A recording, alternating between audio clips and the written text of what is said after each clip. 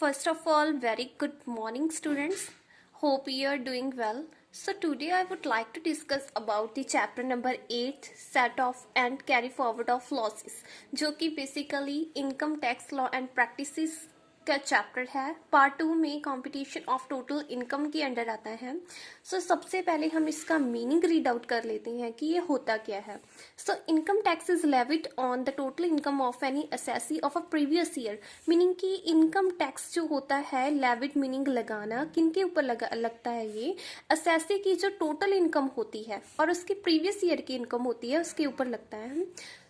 Total income is calculated by aggregating the total income of assessee under different sources of income, meaning कि जो assessee होता है उसे जो भी डिफरेंट सोर्सेज से इनकम अर्न होती है उसको क्या करा जाता है, कैलकुलेट किया जाता है। एग्रीगेटिंग मीनिंग कि उनको इकट्ठा कैलकुलेट किया जाता है under one head of income and then the all heads of income are put together to find out the net results, meaning कि उन सभी को इकट्ठा कर उसका नेट रिजल्ट फाइंड आउट किया जाता है इन दी shape of total income.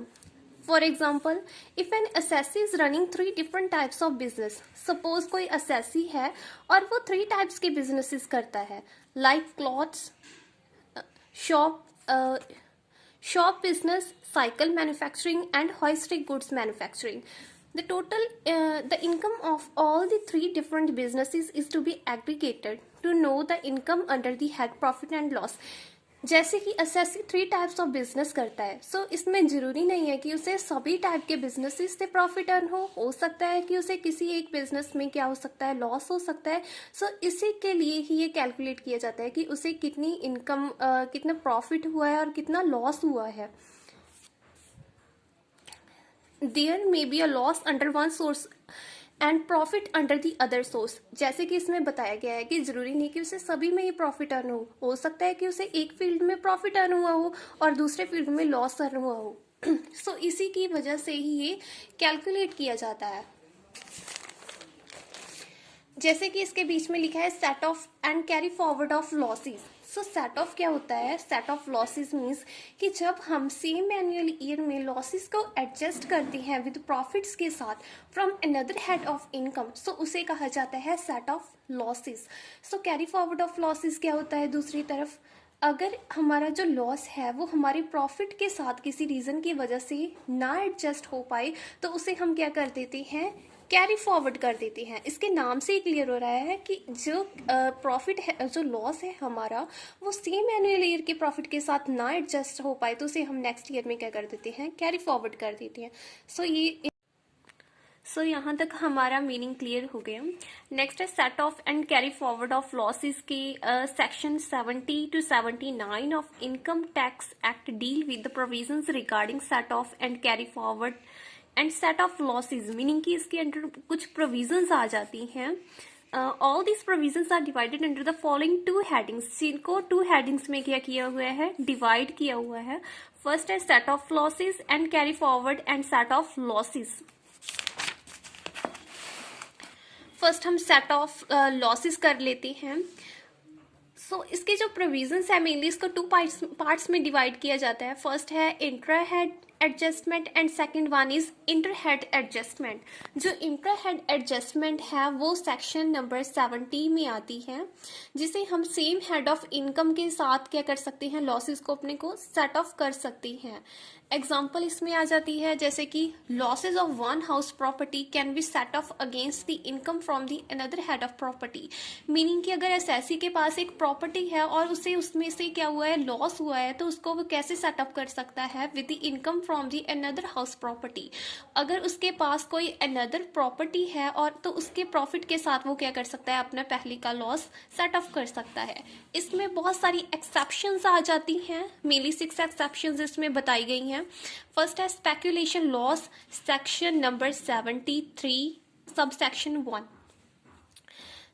जो सेट ऑफ लॉसेस है ओनली अदर स्पेकुलेशन बिजनेस के साथ ही कर सकते हैं, मीनिंग कि हमें इसे नॉर्मल किसी भी नॉर्मल बिजनेस के साथ सेट ऑफ नहीं कर सकती।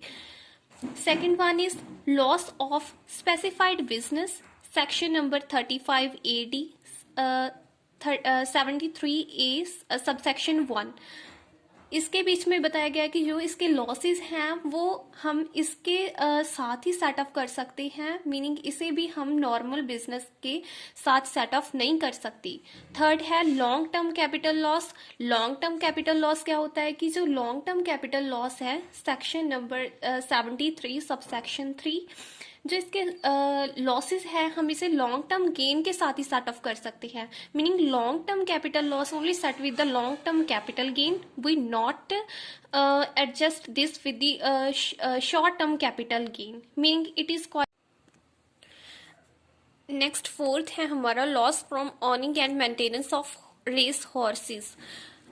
Loss from owning and maintenance of horses shall be set off only out of the income from owning and maintenance of horses, means कि इसे भी हम set off कर सकते हैं out of income के द्वारा। This means that the losses from activity of owning and maintenance race horses cannot be set off against the other income falling under the head, meaning कि इसे भी हम दूसरे head के साथ नहीं set off कर सकते, इसे भी हमें इसे same head of income के द्वारा ही set off करना पड़ेगा। नेक्स्ट फिफ्थ है loss from an exempted source of income. If a person has loss from the source of income which is exempt under any provision of this, then such loss can not be set off against the income of any other source of income, meaning कि जो taxable होती है उसे भी हम other head of income के द्वारा set of नहीं कर सकती। नेक्स्ट है हमारा loss in respect of casual income falling under section 56 subsection 2 IB,